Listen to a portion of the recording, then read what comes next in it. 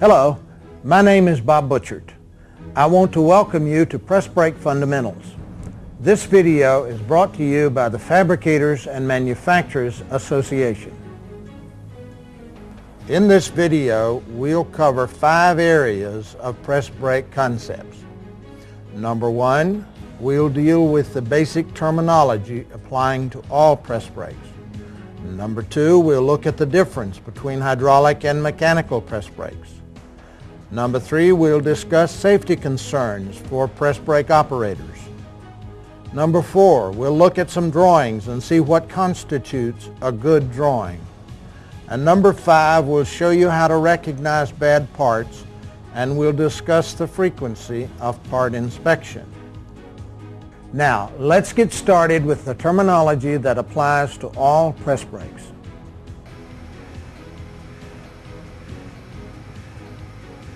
Every down-acting press brake has a ram, which is powered, and which carries the upper punch. The bed, which is either bolted or welded to the side frames, carries the die block on which is mounted the lower V-die. We also have 2 side frames which support the ram and the bed, and each side frame has a gap to allow full width forming to the depth of the gap. We also have a back gauge which determines the width of the flange. Some back gauges are powered and some are manual. A back gauge is needed to properly position the blank.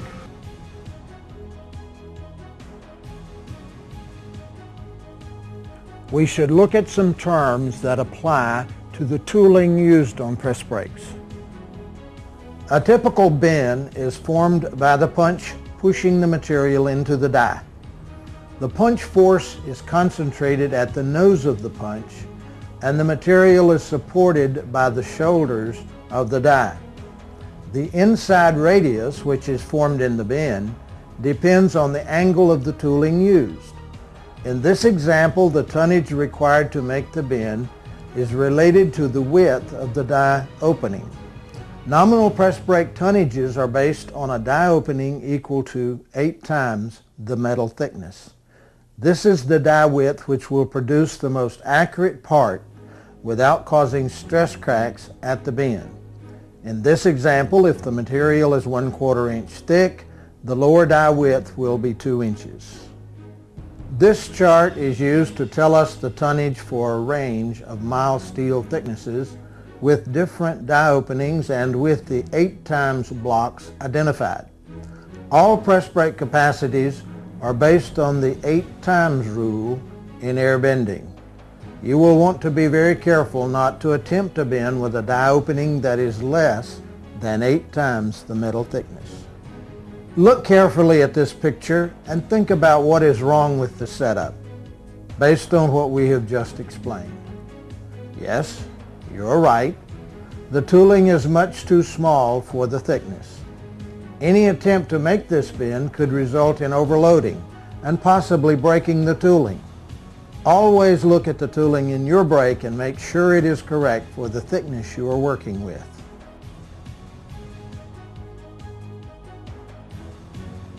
Press brakes are very versatile machines, capable of performing hundreds of forming operations. So no discussion of technology would be complete without mentioning the 3 most common types of bending: air bending, bottom bending, and coining. We have here an air bend punch, which we measure at 28 degrees. Air bending occurs between 28 degrees and 85 degrees. This is a bottom bend punch, which we measure at 90 degrees. This same punch can be used for coining because of the sharp nose radius. Sometimes to make longer die sets, we end match punches or dies. This is okay as long as you get a perfect match, but don't ever attempt to file or sand the edges because you can ruin a good die set in this manner. Don't ever attempt to use a bottoming punch with an air bending die. Here we have a 90-degree punch, and a 30-degree air bend die. If we were to attempt to make a part with this die set, you can see what would happen. The die would split in half.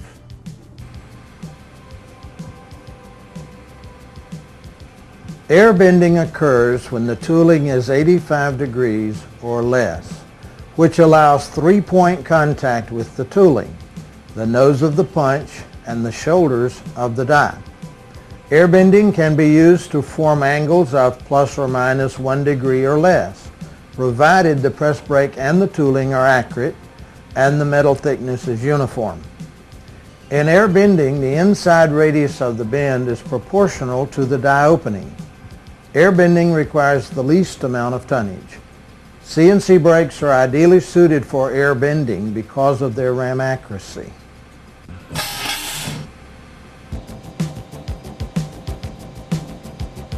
If the press brake and/or the tooling is not sufficiently accurate to produce accurate bends, a bottom bend can be used.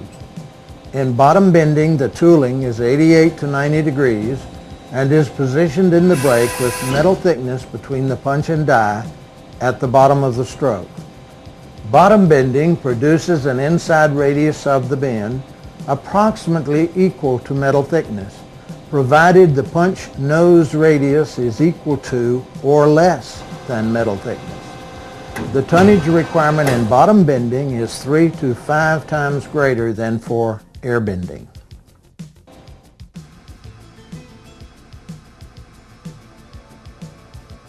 A third type of bend is coining, which takes place if the bottom of stroke clearance is less than metal thickness.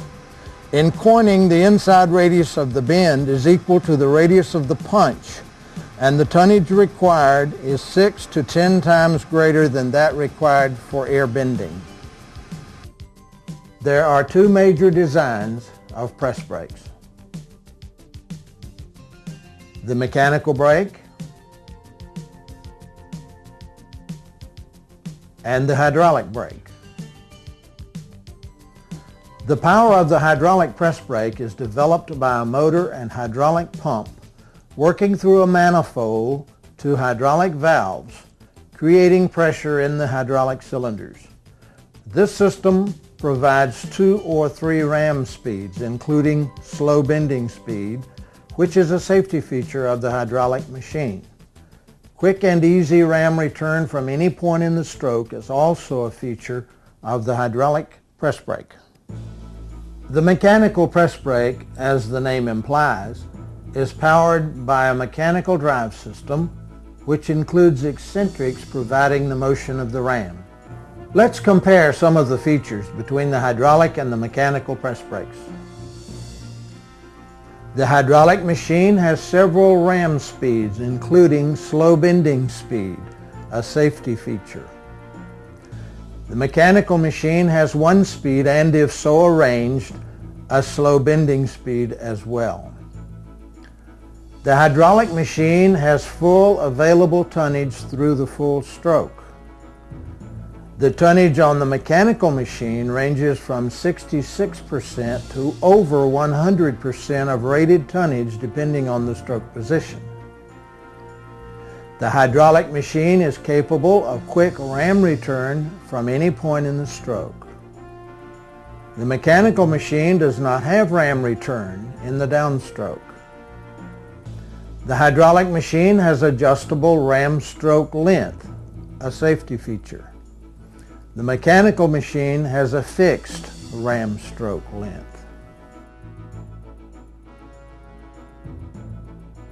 Now let's turn our attention to concerns about safety. We should all recognize that injuries can occur on press brakes, and every effort should be made by the owner of the machine as well as the operator to make sure that injuries do not occur at all. In regard to safety, there are 2 categories to consider. Category number 1 has to do with guarding on the machine. This is the owner's responsibility. After evaluating how the part is to be made and the machine on which the part is to be made, Federal regulations require that the guidelines of OSHA be followed. This is the owner's responsibility to make sure that if a machine can be guarded, it shall be guarded. The second safety category to consider is the operator and your awareness of the danger of the pinch point. If your machine is required to be guarded, then you must follow the guidelines established for that type of guard. However, if your machine is not required to be guarded, then you must maintain a safe distance between your hands and the point of operation.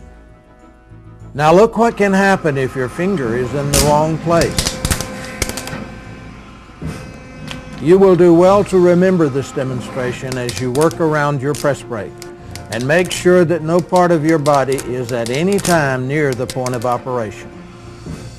It is very important to wear good gloves when handling sheet metal. Even a small burr on the edge can cut deeply into your hand. Safety glasses are also recommended in any metalworking operation. My prescription glasses are safety glasses as well. Now, how you hold the part while it is being formed is also a safety concern. Consider a part such as this, for example, which has a wide flange or a wide return flange. Let me demonstrate what could happen while the machine is not. If we were to hold this part incorrectly, a pinch point is created between the flange and the ram of the machine. Also remember that this part moves through a 45-degree angle while it is being formed and could therefore hit you in the chin or in the face. So always be sure to keep your body at a safe distance from the material itself. So how do we hold the part to prevent the possibility of injury? The answer to that question depends on the size of the part. Suppose, for example, we have a number of pieces to make of this size. We would bring the ram down to a position which is called the mute point, which is about 1/4 inch or less above the work. We then insert the part against the back gauge, remove our hands, and the ram completes the bend, returning high enough for the part to be safely removed. Even when forming larger parts, the use of the mute point is a good idea, but properly holding the wide flange is important as well. One hand is beneath the edge of the flange and the other hand helps to control the flange movement. This keeps the body to the side as the flange moves through its arc. You have seen me form small parts such as this, one at a time. That is the preferred procedure. Oftentimes, when you have a number of small parts to make, you may be tempted to line them up across the bed of the machine and form them all at once. But you can only control one part at a time, and you could have an accident in trying to control several parts at once. Therefore, it is my recommendation that you never form but one part at a time.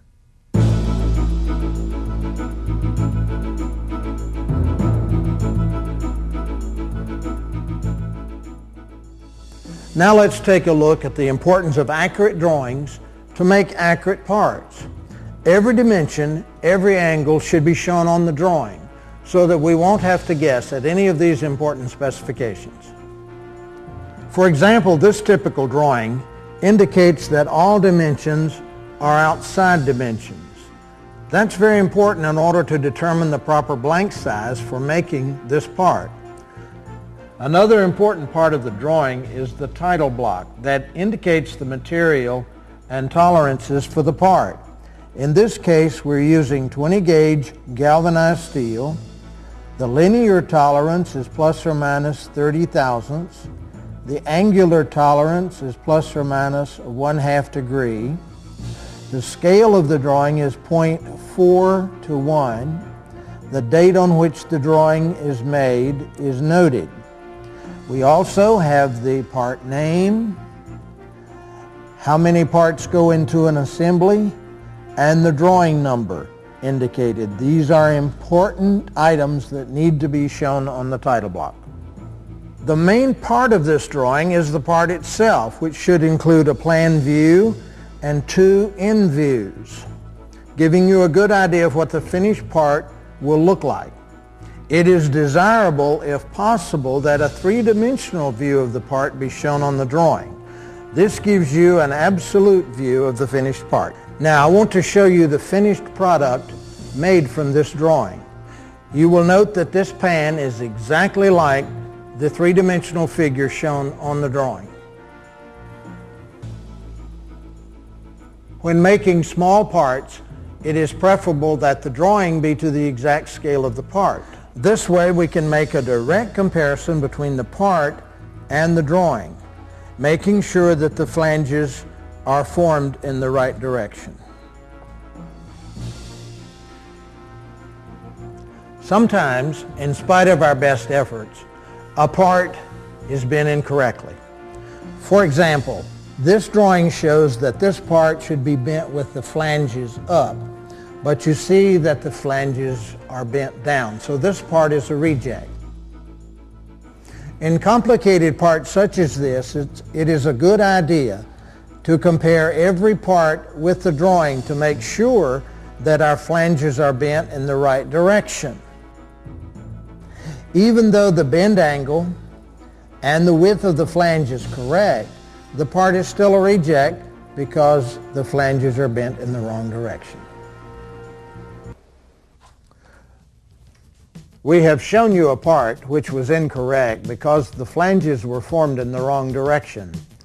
There are other errors in bending caused by the width of the flange. These errors can be caused either by an incorrect position of the back gauge or because the flat blank size was wrong. Still other rejects can occur when the bend angle is incorrect. For example, this part is incorrect because the bend angle of this flange is wrong. You can see that the bend angle measures 94 degrees. It is specified to be 90 degrees, therefore this part is a reject.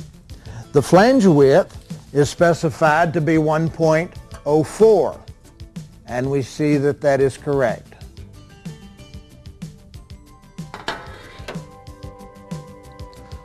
You should know that when a bend is put in a piece of metal, the material elongates at the bend. Therefore, an allowance should be made for this elongation when the flat blank is cut. The flat blank is always shorter than the sum of the external flanges. Usually, the flat blank size is calculated at the time the drawing is made, or perhaps by your supervisor on the floor. You should never attempt to calculate the flat blank size until you have become familiar with the procedure.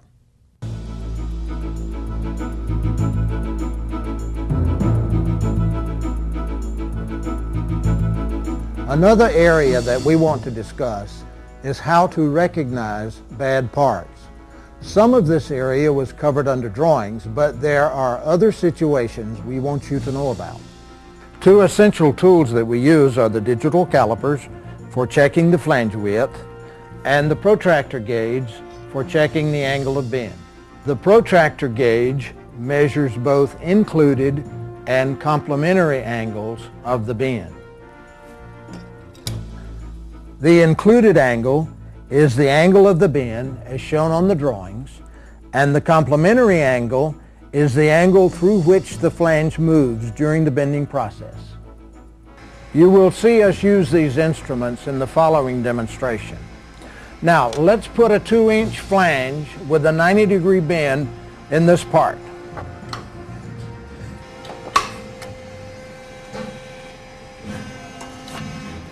Now we'll measure the results. The angle measures 87 degrees, which is a reject. This is overbent. Now we have reset the ram, so let's try another bend.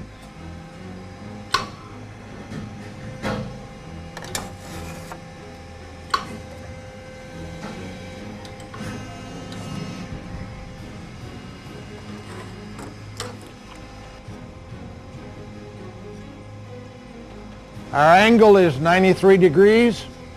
This time we're underbent.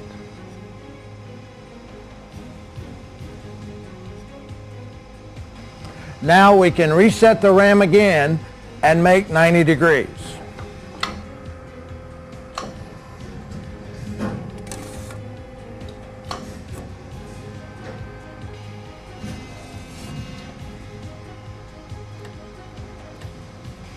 Yep, 90 degrees. We have given you this exercise so that you can understand the meaning of the terms overbend and underbend. Normally in a production setup, only one test bend is required. Another problem area is when we have a long, narrow part which can contact only one of the back gauge fingers. If we do not hold the part perpendicular to the tooling, a tapered flange will result.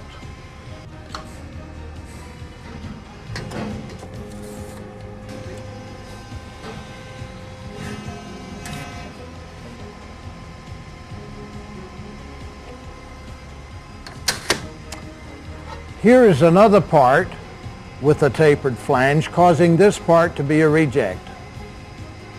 This condition can be corrected by using a front support with a bar mounted perpendicular to the tooling.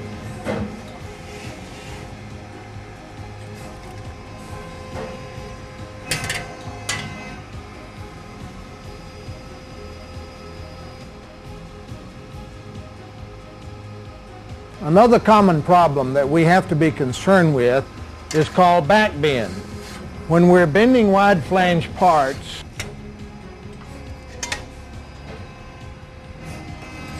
you can see what can happen. The part has taken on a curvature because of the bend. This problem can be prevented by how you hold and support the material during the bending process.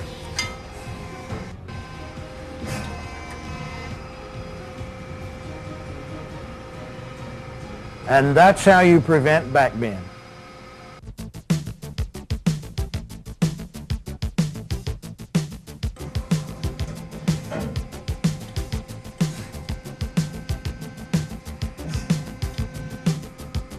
The problem with overbending or underbending can be corrected by repositioning of the ram. However, a much more serious problem exists in what we call the canoe effect. This is a situation in which the center of a part is at a greater angle than the ends. Now let's see what we measure in this part which has already been formed.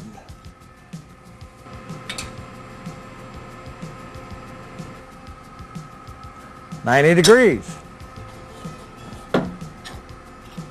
Now for the middle, 95 degrees. So we have a 5-degree canoe effect. This situation is caused by deflection in the bed or ram and can be corrected on this machine by the automatic compensation device or by shimming of the lower die.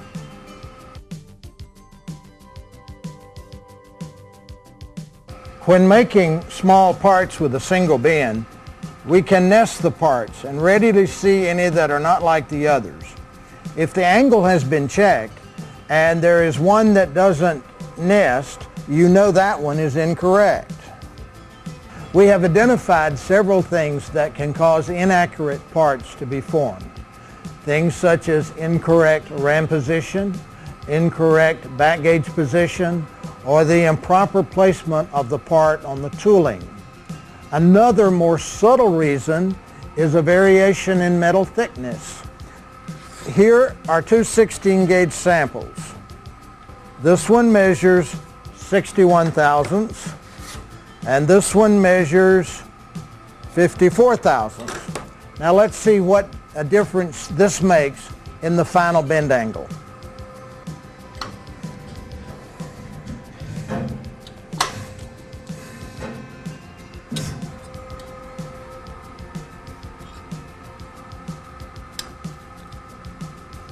This part measures exactly 90 degrees.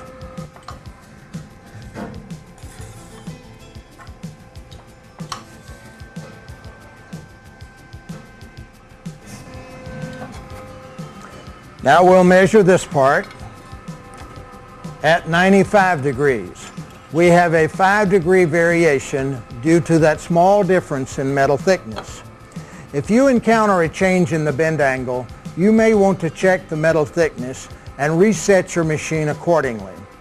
You may also find that there is a difference in the bend angle when you're bending with the grain or across the grain.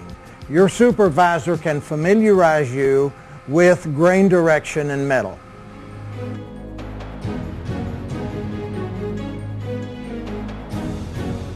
You remember I showed you this pan, which is a reject because the angle of this flange is incorrect. This leads us to question how often should parts be inspected in a given run. Answering that question will depend on how complicated the parts are and how accurate the machine is on which they are being run. For example, if the part is very complicated, it may be appropriate to inspect every part. At the same time, if you have an accurate machine which is capable of forming to less than 1 degree, 1 out of 5 or 1 out of 10 parts may be appropriate. On the other hand, if your machine is not accurate to within 1 degree, then I think the parts should be inspected more frequently. Your supervisor should determine the frequency of part inspection for each run you are given to do. In this video, we have discussed fundamental press brake terminology, including air bending, bottom bending, and coining. We have also talked about the difference between hydraulic and mechanical press brakes. We have discussed safety issues and the importance of keeping your body at a safe distance from the pinch point at all times. We have looked at several drawings and discussed the importance of making sure that the drawings are complete and accurately illustrate the parts you are bending. We have reviewed how to recognize bad parts and why complex parts should be inspected more often. And there you have it. I hope that what you have seen, along with the supporting material, will be helpful to you in your job. If you have any questions about press brakes, please feel free to contact the FMA. Thank you for watching.